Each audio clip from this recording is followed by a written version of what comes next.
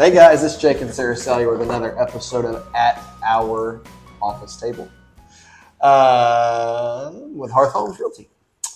And today we are going to cover just a general market update for what we're seeing in the industry. Things are steady. Things are, Sarah feels like the market is not great, but as a whole, things are kind of back to pre-2020. So we are seeing rates. When I bought my second house, maybe like 2009, I had financed. You guys have probably heard the story. You don't want to hear it again, but I bought it 6.5%. And that was just the norm. And I was able to refi at one point down to 5.25% and thought I hit the lottery. It's not bad, really. Well, and so that's literally where we're at again. And so what we are seeing is the first-time home buyer market is just, unless the house is just awesome.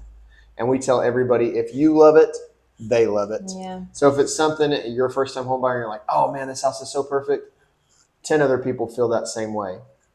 But if it's a mediocre house, if it's a nice house, if it's your average home, your days on market right now are usually 30 to 60 days.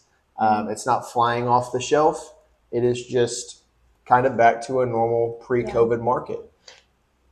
Well, I was just going to say also, if you have, a second home or vacation home or something like that, people just aren't investing in buying in those right now. We've watched the Florida market tank. Well, not just Florida, but think about your lake homes around here. We've got one at Eufaula, one at Tenkiller. We see Grand, and what we're seeing is price drop after price drop after price drop, which really is sad because some of these homes are really great, like really great for the location and the amenities that they offer. And I'll back up to like 2021 when COVID was at a height and everybody was trying to get out and interest rates were reasonable. Places like that would have sold yesterday. And it is just a norm. It's not a bad market. It's just a normal market. Yeah. So our first time home buyers are trying to sell to upgrade. So we're really seeing kind of our days on market are longer for the first time home buyers because the people buying those houses, they don't want to jump out and get 6.5% interest rates. But our secondary homes, that 400 to 500, which it sucks to say that that's the norm anymore, but that is what we are seeing the most moving market. Yeah. And then when you jump up over the 5s to the 6s, it's definitely just stagnant, really.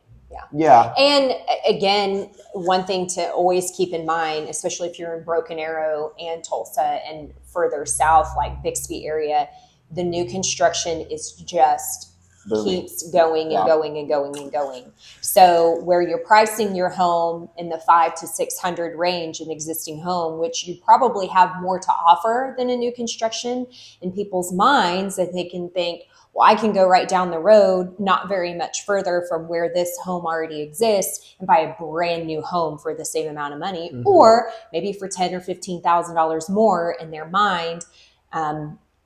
We say this all the time. You get more bang for your buck when you buy existing, but that is the mindset right now. People want shiny and new, and there's absolutely nothing wrong with that, but you're going to pay for it.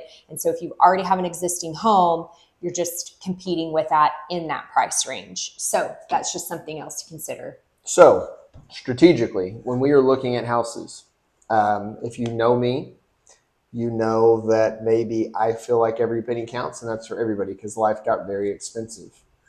So historically, when we sit down with a seller and we say, hey, market dictates 300,000, but your house might be super nice and you've done all these things, let's list it 3,099 and just see what happens.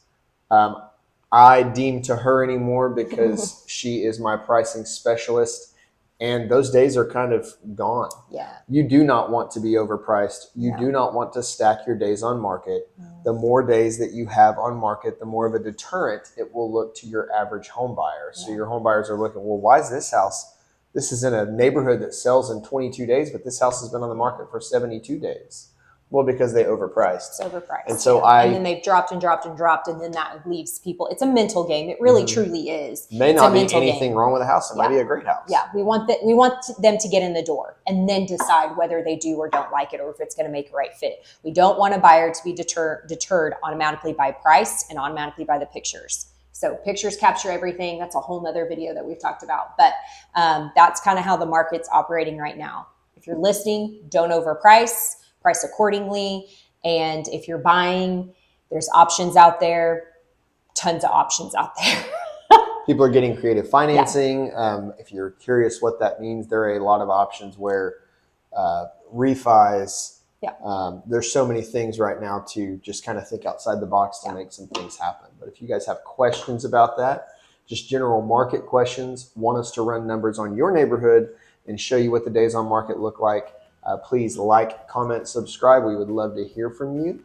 And we will get back with you shortly. And thank you so much for watching another episode of At Our Kitchen Table, and have a great rest of your day.